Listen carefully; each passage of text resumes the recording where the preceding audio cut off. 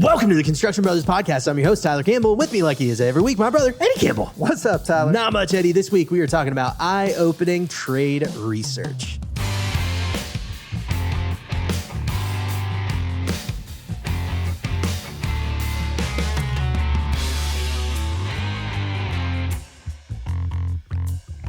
Eddie, I have not had enough coffee this morning. I'm just going to go out and say it. Hank woke up early, did the thing. I'm gonna like record for our Instagram. I'm planning on doing this. I'm planning on recording like my routine to like show people. Hey, here's what my routine looks like. Since we did the podcast on that or the episode on that too. Did anybody cares? I don't know if anybody cared. Okay, but I thought it'd be fun. So you can expand on the content that we don't know if anybody cared about anyway. Yeah, we'll go with it. Yeah, why not? Sure. We'll go with that. But does you not having coffee mean that our guest is actually going to get to talk this week? Yeah, probably. Okay, that would be awesome. What's up, Lee? How's it going? Cool, great. Who said I had coffee though? I hope you had some coffee, man, because we got to keep him like as quiet as possible. You shut your mouth. Yes, sir. All right, Lee, tell us who you are and what you do, man. So, Lee Causey with DPR Construction. I am the East Coast Innovation Leader. So I help support the innovation efforts on the East Coast. So everything from Boston down to South Florida, which is Fort Lauderdale, Miami, and out to Nashville.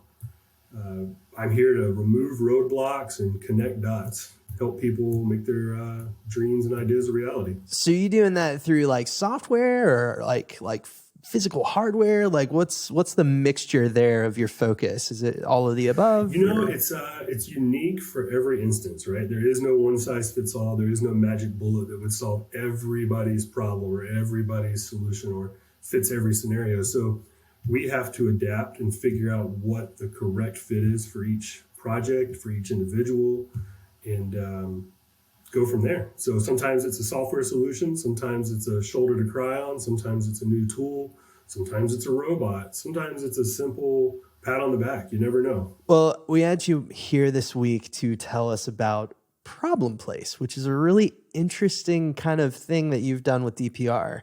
So give us a high level look at like what was the idea and what were you guys trying to do in this? And then we can get into some of the nitty gritty findings because I think it's interesting. Yeah, absolutely. So I'll tell you a little story. Here's how it goes. You have solutions, right? This could be something you find off the shelf. It could be something a vendor approaches you with. It could be something you saw at a conference or something you heard on an amazing podcast like the Construction Brothers. So at DPR, the way we handle that is historically you would have the solution and then you pilot the solution. So the pilot would be where we test it out on a project, small scale, see how it goes. So historically, it's all been whatever comes our way and whatever we think is neat and interesting, right? So we decided to take a step back from that and say, why don't we take a problem-based approach to this, right? And start trying to solve some of the problems that people are actually experiencing, not what we think they're experiencing on a job site.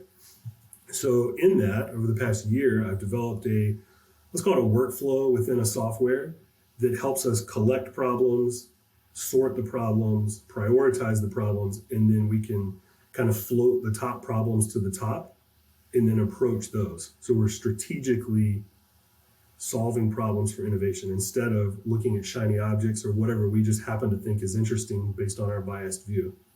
That's the short of it. It'd be easy to just kind of stab at the things that are maybe like the popular ideas of what is a problem, but you guys are trying to get to the nitty gritty of what your people are actually saying are the problems. Yeah, and we don't want to completely go away from the curiosity-driven innovation. There's always a place to push the boundaries and try something new and wacky and unheard of, but we want to balance that with helping people solve the problems they are experiencing.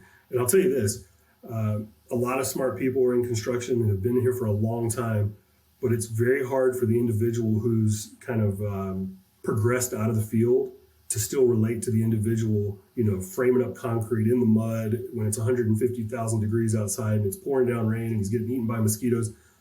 The worldview of that person is different than the worldview of the person sitting in the office, looking at the purse. So we want to ask those people, all over the company. What is it that's bothering you? And then we can look at that holistically and figure out where we need to focus our energy. If we're real, those are the ones that are really getting the crap done, Oh, right? that's- Like yeah. those are the ones that really matter. The ones behind the desk, yeah, okay, you got a cushy job, all right. The ones out in the field sweating their butt off, those are the ones we should really be caring about. Is Well, that's where the rubber meets the road, and that's where we make money. That's where that's where all the magic really takes place, is out in the field and out on the construction site. Heck yeah. All right. Well, let's dig into some of this stuff. Like I know you guys have went out in the field and you talked to a bunch of these tradespeople. I want to deliver on the promise of the episode name here. Like, some of the research and some of the findings that you guys have unearthed. Yeah. So I'll start at the top, right? We opened this up. We were doing a really small scale pilot on this. We opened it up to one of our business units. So that was the Nashville business unit. And we advertised it. I made some goofy videos, kind of like used car salesman videos to try to pull people in, get them interested. We sent those out to everybody. Then we got boots on the ground. We walked to a bunch of different jobs. We were really fortunate. We had an individual with us. She's a bilingual craft coordinator. Her name is Halston Abbott out of Nashville. She went with us and translated. She knew these people. She really helped us connect with the folks in the field who didn't know us from Adam, right? And interestingly enough, we got more feedback from the tradespeople than we did from the admin people, right? So what we found is that for whatever reason, the tradespeople and the craftsmen didn't seem to have a voice that they thought they could express. So they felt comfortable speaking with us and telling us what bothers them, right? And it wouldn't be what we necessarily thought it was going to be. We always think that the solution is a robot or a tool or some software or something fancy. And what we started finding out was that, some of these people were experiencing things that we sort of take for granted as admin or in the office, fresh, cold water, right? The water is available. We know that, right? We have bottled water, but for whatever reason, some of these people weren't getting access to it. So the way they see it is no water, right? And that's really just a symptom, right? That's not the ultimate problem.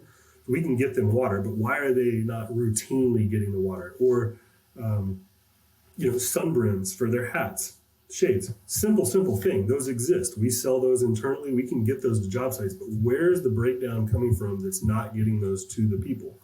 So that is the real problem. I think what we collected were a bunch of symptoms of a larger problem. And some of those were PPE related. They were, breathable shirts. These folks are out there in the field sweating their rear ends off, and they need breathable shirts. Why do they not have access to them?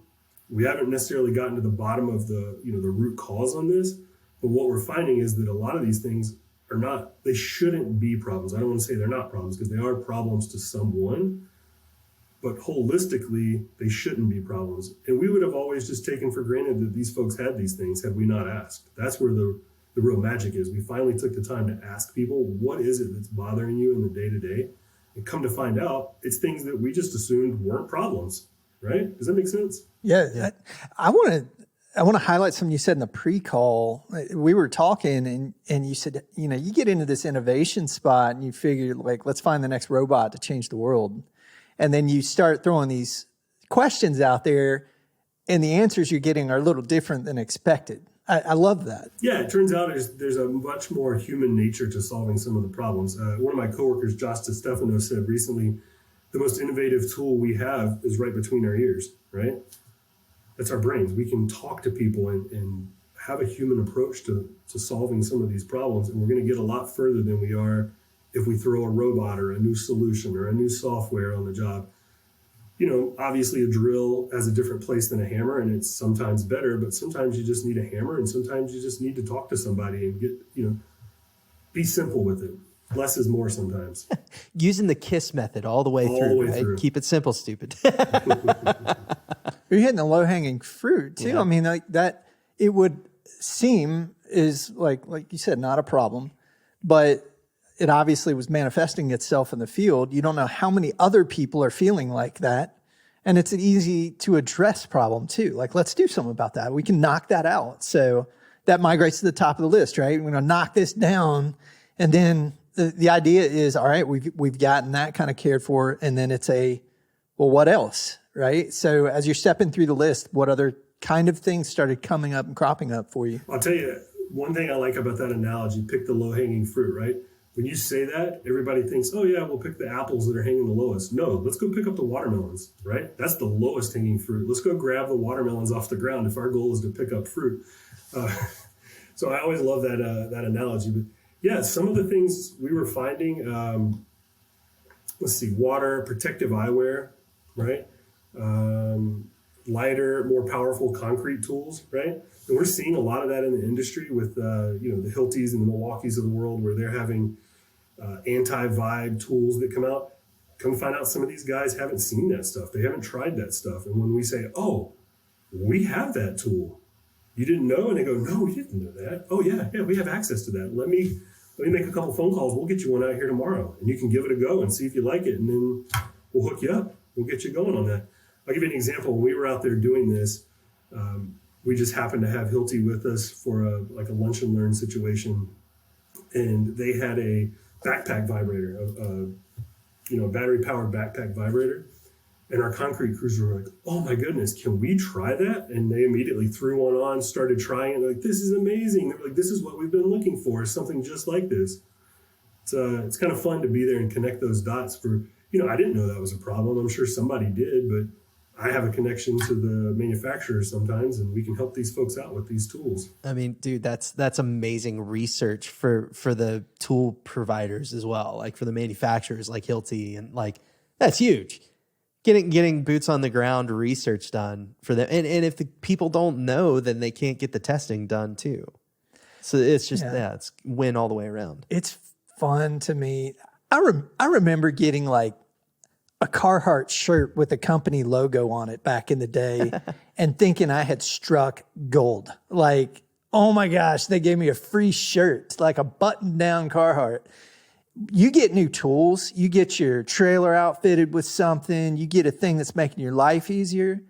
I mean, you feel that. Like you like are, oh man, they care. So I love this. You know what's the funniest thing too is, I'm learning this in kind of my I'm going to say my filmmaking journey, which is hilarious.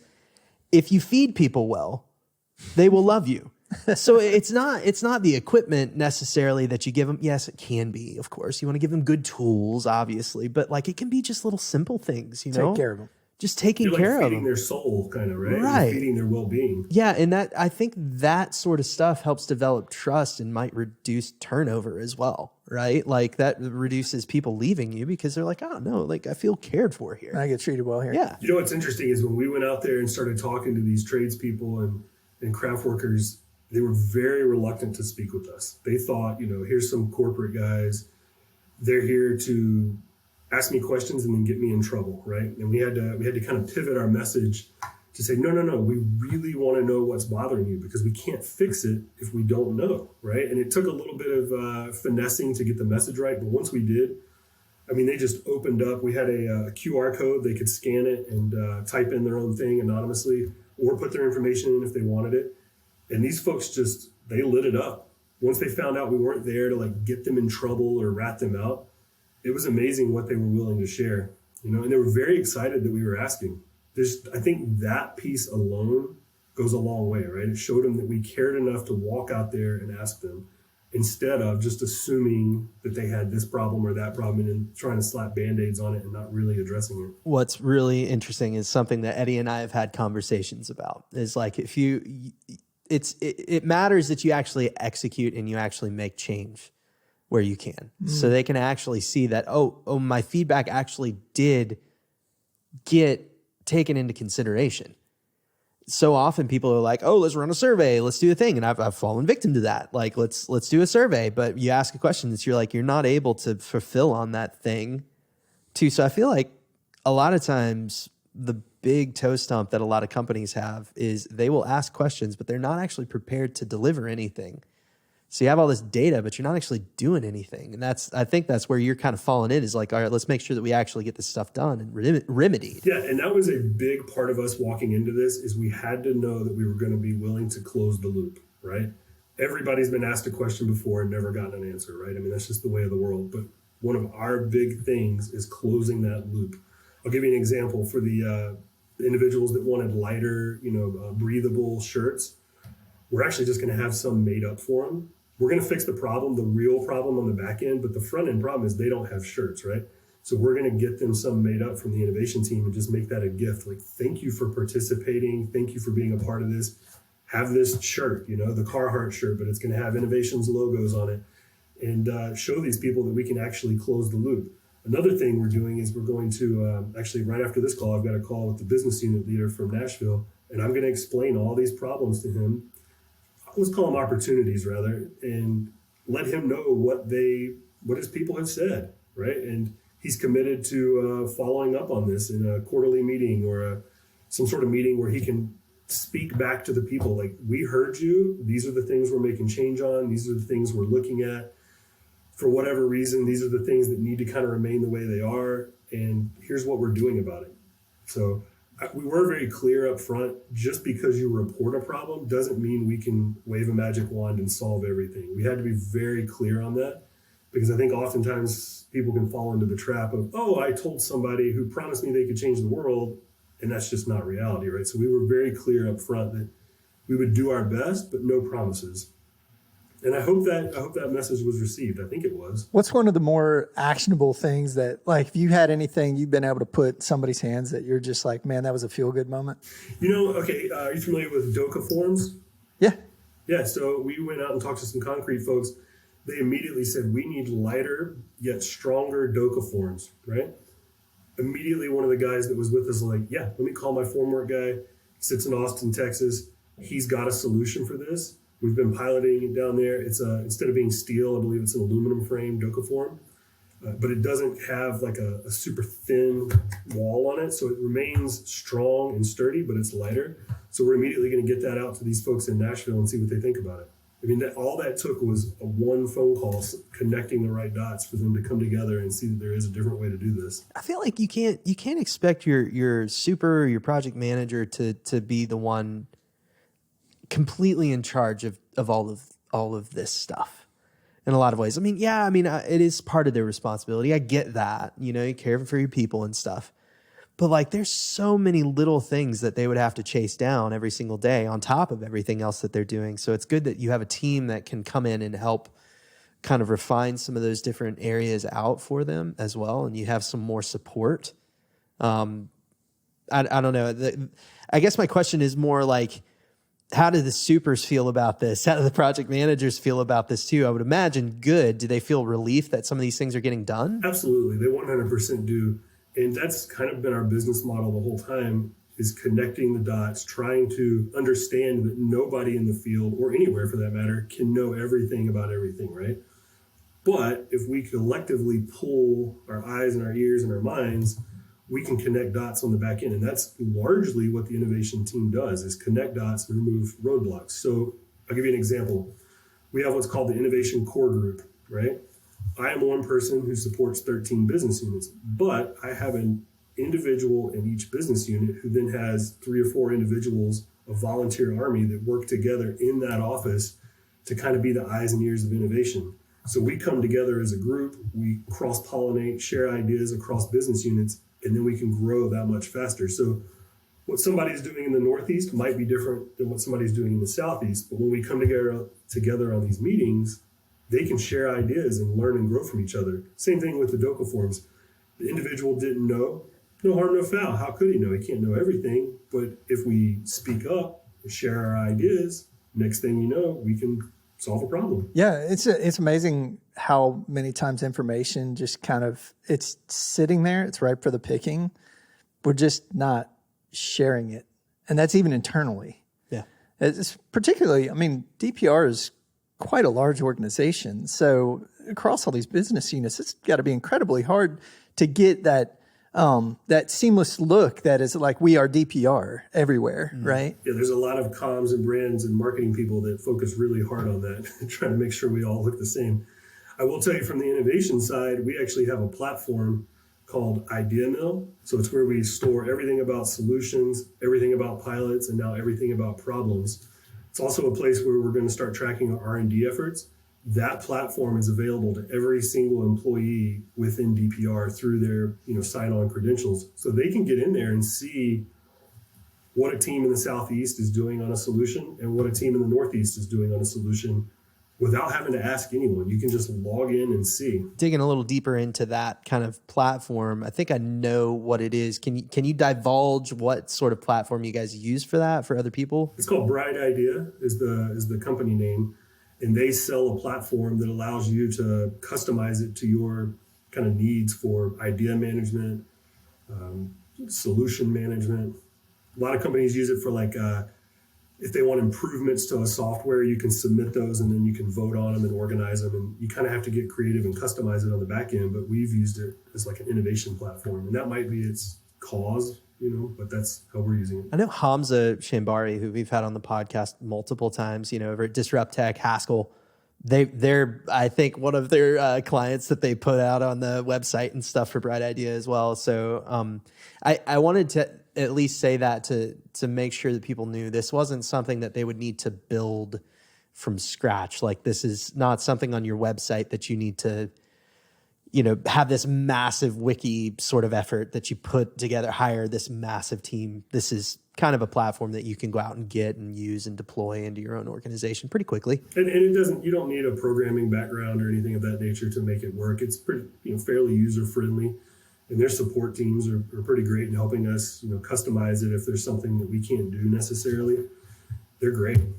It's a great platform for managing this type of information. So on the personal front of things, I don't know how deep we can get into the weeds of this, but I'm sure tools were definitely part of what you found. Little things like shirts and glasses. We got that, right? But on a personal front, did you find anything like mistreatment or things that you can speak high level to? I realize you can't just get into the weeds on that, but anything there that was eye-opening for you? I will tell you there were a couple of issues that were reported that I can't talk about, but they were of a sensitive nature and they were immediately escalated to the proper people within the company. What was interesting about that is I feel like, and I don't know the whole backstory, so don't quote me on any of this, but I feel like these people perhaps didn't have an avenue or feel like they had an avenue to voice these concerns previously. And when they saw us show up and they started to trust us and see that we weren't there to kind of rat them out and they could anonymously kind of report these things, they shared them with us. Now, had they shared them prior, I don't know, was there an avenue for them to share? I have to imagine anyone can go to HR at any time, but for whatever reason, these individuals confided in us and shared their, let's call it, it was a problem. They shared a problem with us, and that's being dealt with. It was a really touching, moving, to get a little cheesy moment to see somebody tell us these types of things. That's not what we were expecting, I was expecting, I need a drill that works harder, not I'm having this real human problem. And that's, if we're honest, like real human problems, those are the things that ultimately can kill a project too. Oh, absolutely. Right. That, and like any number of things, we've seen it in ABSI, how, somebody mistreating another is going to affect the overall performance of a job or performance of a team or just the general mental health of somebody and morale and all of these. It touches so much more than any tool or anything that we do. So, it's worth bringing that stuff to the surface as well to, say like, hey, this wasn't just an effort in finding a new cool tool or like supplying shirts. Like, this also went to solving some of the, I'll say, the toxic things that can happen in the workplace. So I'll tell you this, we've had a couple conversations regarding those issues, and it's led me down a rabbit hole of reading about psychological safety in the workplace. And I find that more people are unpsychologically safe than you would know. They don't feel comfortable for whatever reason. And this is, way deeper conversation than this podcast allows time for, but there are reasons that people don't feel safe in their environment. And that has a very large, but probably unquantifiable impact on their way of life and the jobs that they're on, We function as teams in construction. We talk about that a lot, how we are trying to work together to this common goal, this common end. We get the job site trailer meetings and, we try to rally everybody and try to get everybody moving the same direction. We're going to work together. We're going to cooperate. But it is amazing. And we know this from sports. Like one bad apple can ruin the whole bunch. Oh, yeah. right? And I mean, it's true on the site. I mean, you get one person that's harassing or bullying or doing anything like that, it can really make it a very difficult place to come to work. And construction crews roll over a lot, turnover a lot, change a lot. You know, we had this good crew when I was working this last roof, but you know, I come over and do this one and man, this crew's just like my foreman's just killing me. Yeah. And then all of a sudden the psychological element really starts to come out and we've got to be able to feed that back. We talk about the feedback loop again and again and again. That's what this show is all about. This is nothing more than a well thought feedback loop, an internal feedback loop for DPR where we're writing it down. Mm-hmm. And so next thing though is we've written it down. One thing I found as a business manager is you got to point back to it a lot to get people to read that thing you wrote down. So what are you finding there? Like you've got to evangelize this cause pretty nonstop, right? And like you can't just put it there and then just stop. No. This is definitely a cyclical thing. We put a lot of thought into this. So when we started, there was a thought of just leaving it open indefinitely, just problem submission and we'll handle them as they come in. After thinking about it for a while, we decided not to go that route because we wanted short windows and then a cycle where we can get that feedback loop. Because if people just throw it out into the ethos, it will just float around forever. So our goal here is to get this feedback cycle as short as possible, right? We started off with these grand visions. It was going to be a yearly event. And then it went down to 6 months. And then it went to 3 months. Now it's down to 6 weeks. And I think after doing it this first time, we can probably get this thing turned around in a month from collecting the problems, prioritizing, voting, sorting, feedback, 4 weeks front to back. So our goal is to run that over and over and over and over. And not company-wide all at once, because that just spreads us way too thin. We kind of want to focus on different areas that need it. I'll give you another example of how we're going to use this. As we're starting to see as there are slow times, right? Construction ebbs and flows. Instead of having people kind of hanging around, looking for work or trying to figure out what they're going to do and doing kind of busy work, if you will, I'm using air quotes, we're going to focus this effort on those folks during slow times, try to figure out their problems, and then get them to try to figure out a situation and use that as like a learning opportunity and an R&D effort to try to get them to solve their own problems. Because who knows better how to solve the problem other than the individual who lives it every single day. And if we can use that as an R&D example and a teaching moment, that's a win-win. And they get to stay busy in between jobs. Isn't that the way it works? Like we innovate out of necessity, but we get in these, it's two sides. One side is I'm so busy, I can't innovate right now. I'm too busy working. I got to get the thing done. I can't innovate, just do it. So we grunt and go. And then the other side is you get slow but you get slow and maybe unguided. So you lose purpose or you don't have the monetary investment necessary during that slow time because you're worried about, oh man, what am I going to do? So you're just trying to drum up work. So using those slow times to innovate, that is what we should do. Like when you get that time, you go back and you sharpen your tools. Yeah. You got to sharpen the axe when you're not chopping the wood anymore, like at the moment. And those moments do happen. Yeah, and that's kind of what we're looking at. Instead of just sharpening the axe, like, is there a better way to sharpen the axe? Since we're sharpening it, can you think of a better way to do it? Is there a different way to do it? Is there something other than an axe we should be using? I mean, these are all questions that I'm going to be asking folks while they're having this downtime. But we can use this problem place to kind of collect those problems. Is it the axe that's the problem? Is it the gloves you're wearing on the axe? If we're just going to keep this analogy going. Or is it something totally unrelated? Like you're chopping wood in the rain and you hate chopping wood in the rain. Who knows? I think how many more, like you've had to develop a process around some of these different things too, right? So that this can be actionable to different parts of your organization. Like you got to systematize this thing down. So let's say some people aren't getting the shirts that they need. All right, we need to develop a system so that it does get done consistently on projects. That way it's not just a one-off scenario that we created in this perfect environment in Nashville. Like this needs to happen in, Oregon, and it needs to happen in California, and it needs to happen in New York, all over the US. How many processes have been born from this? It sounds like a lot. And how are you deploying them? Yeah, so this is the first time we've run it. And part of the process is after we do an initial voting to kind of float, say, the top ones up, we're going to take those back to the subject matter experts. So we're going to kind of lump some of these PPE ones together.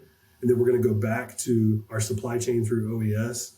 We're going to go back to the EHS teams and go back to some of the project managers and ask them, like, what do you know about this? How are these things brought to the team? Just for example, on this PPE one, and speak to them and say, what can you say about this? How is this handled? Where is it broken? Because we found this symptom of XYZ, somebody's not getting a shirt, for example, but we know they're sitting in a warehouse. Why are they not getting them? So we're going to try to talk to those people in the middle and do a little digging, if you will, to understand it better, maybe get to a root cause. Because I have a feeling, don't quote me on this, that we're going to collect, actually do quote me on this, we're going to collect a lot of symptoms that are going to probably roll up into a much smaller group of problems, right? Let's say we collect 100 symptoms. I have a feeling that those would roll up into 5 or 6 actual problems. And I can tell you that some of that's got to be true because of the number of problems that we collected were repeats of themselves. Well, you can batch a lot of these different things together too, right? Like that's the beauty of this is these 100 problems all have this common thread. We could batch all of this stuff together and just hit it all with one fell swoop, which is amazing. Yeah, and don't get me wrong, us providing shirts to these guys that helped us out in the field, that's just we're basically thanking them for their participation. That is not to solve the problem. That is a one-time Band-Aid. But our goal is to actually solve the problem so it doesn't happen again, and that's a much larger effort down the road that's going to take more conversations than us just calling a printing press and having some shirts made. Right, yeah. Well, yeah, that's definitely something that I wanted to draw out there of like, okay, you're not just playing Santa this one time. You're trying to, get everybody in lockstep so this just never happens. And you've created a better organization as a result of that. Well, one of the things that we're finding is through bringing these problems to the subject matter experts and to the people that have been kind of reviewing them, it's almost like we've pulled a curtain back. And maybe they knew what was behind the curtain, maybe they didn't, but now it's black and white. We've pulled the curtain back. Everybody can see it. It's in the system. We can see what the problems are with the people that are willing to report them. I can't act on things that I haven't been told, right? So they know now, and maybe lifting that curtain or pulling that curtain back was what some people needed to make some change. It might not be a popular curtain to pull back, but that's how I live. Well, that managerially is tough because you always have blind spots, right?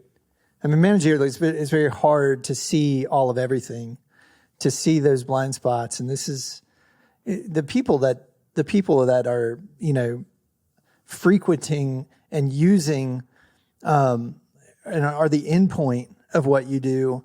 They notice the blind spots all day, every day. Like they're not blind spots to them. It's life.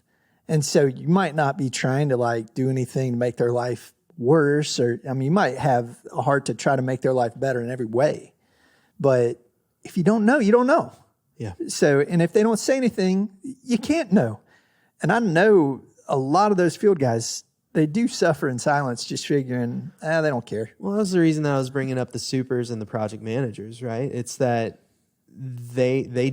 you do get blind spots. Like when you're on a project and you're focused on getting this stuff done, there are blind spots. And that's why it's important to have other people come in and be able to find those issues or help them bubble to the surface.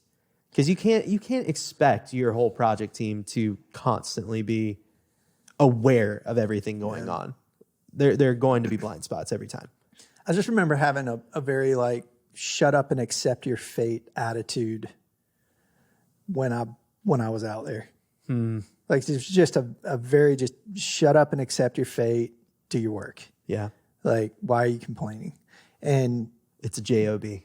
Yeah. In a lot of ways. Yeah. But I mean, you're not, and there is a separation between that and project management. Right. The vision of project management and, the inspiration they want to infuse in the project, the team building and all of that is very lost. Like you said, when it's 150,000 degrees out And you're just like, you've got kind of I've just accept my fate. This sucks. I just got to be here again. Is it lunch yet? I mean, literally, is it lunch? Right. Is it break yet? Like, has it gotten a 9 yet? Has it gotten a noon yet? Is the Roach coach going to be any good today? Yeah. Like, It's the little things. Yeah, right. Yeah. It's interesting. I heard somebody say the other day, they said, it's a well-known fact that craft and field folks are second-class citizens, or they're treated like that. This was coming from an individual in the field. He goes, we get treated like it. We know it. So having said that, true or not, I'm hoping that giving this voice to those folks is worth something, so they know they're not second-class citizens. I'm not saying they are. That was one person's take, but this platform is open to everybody because everybody's opinion matters, and I truly believe that. And if that's the only innovative thing I ever do is give somebody else a voice, then so be it. Man, are we calling that the megaphone? I moment? feel like we should at that point, right? that was really good. That was well put, man. I have a tear in my eye. No, no. I think it's definitely worth talking about this stuff because, and when you have a field worker saying like, yeah, it's a well-known fact, we're treated like second-class citizens. All right, okay, kids, get into the trades. Like really? Like, holy cow! Like, how do we expect kids to go get involved in the trades if that is what they walk into out in the field? I mean, crap. I'm hoping that there's going to be a turnover with this as some of the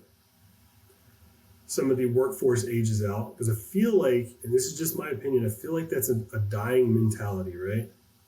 It maybe not, but I feel like the older generations maybe are carrying that torch some. Yeah, it'll be interesting to see the soil turnover and see if the dynamic changes at all. And I don't know. I think treatment of people goes a long way into changing that narrative. Yeah, and like having respect for the people that are on your project. Doesn't matter what part they play. Like, just try to respect the people that are around you, and the fact that they're breaking their back to get this job done when you're struggling in your job trailer in the AC. I will tell you, on the breaking your back front, Tyler Williams is great at finding innovations that help people not break their back. I'm sure he's talked to you about them before. We are aware. And prolonging careers is a whole subset of construction in and of itself. Yeah, he's experienced it though too, so I can see why he's passionate about it. And like when we're talking about like TieBot and other little things like that, like you get passionate, Eddie, about like, yeah, that was a crap job to have. I would love to automate that so nobody has to experience that sort of thing, and we get longevity in our people. We're not 35 years old and feeling like we're 80. Yeah. That's huge. We've seen that with a lot of the robotics, and I'm sure y'all have had these conversations before where everybody's afraid a robot's going to take their job. And it's like, no. You're thinking about this wrong. This is just a new tool to help you do your job better, right? The robot's not going to take your job. Robot doesn't want to do your job. It just wants to do whatever you tell it to do, If anything, it's doing the things that you don't like so that you could do more of what you do like. Exactly. Yeah, we've talked a little bit about how we're naming everything bot, and I think that's appealing maybe to the top end, but it may be a little scary to and I say top end, you even betray your own language, top end, bottom end, your office and your field. Yeah. The bot thing is very intriguing to the office because it's a differentiator and something you show off. But the bot thing to the field has a completely different connotation. And so if you called it a tool, an overhead drilling tool, a layout tool, a whatever tool, it's like, that's not scary. A rebar tying tool, that's not scary. Yeah, I'd love that. Or just name it Jeff. You just name it Jeff. That's what we did to our X7. That's our scanner. Yeah. We put a little name tag Is on Jeff it. working today? Jeff. Yeah. Is Jeff around? Yeah. My pool robot at home is Kevin. I mean, dead serious. We call it Kevin. So that's just fun. Oh, Tessa is Dusty. That's right. It's Dusty Robotics, but it's just Dusty. It's It's just they Dusty. put eyes on it, right? It's friendly. Yeah, you got to make it cute. To keep people from kicking it. Serious. That too. Okay, I got to spin on our megaphone. Okay. Moment. All right. Yeah, So I'm bring going it. to kind of spin this because you just like dropped the hammer earlier and it was beautiful. I want to try to get another one out of you though. More sound bites. More sound bites. More sound bites, more micro content. Okay. So I'm wanting to know, like, what do you say to your peers, right? Because I mean, we could call them like your competitors, but I want to say to your peers, like it takes a lot of people to do construction in the United States of America. And I think we all need to lead each other. We all need to set the bar for each other. That's what this megaphone moment, the heart of it is. Yeah. So what do you say to your peers? And then I'll let you double down, man. You got that, you got your own megaphone moment. You just have a day here. Whoa, did you just give him 120 seconds? I think I gave him 120 seconds. This is unprecedented. Wow. Unprecedented in Construction Brothers history, I got a people. lot to say. Lee, you need to feel very special, sir. That doesn't happen often. You don't get licensed like this every day.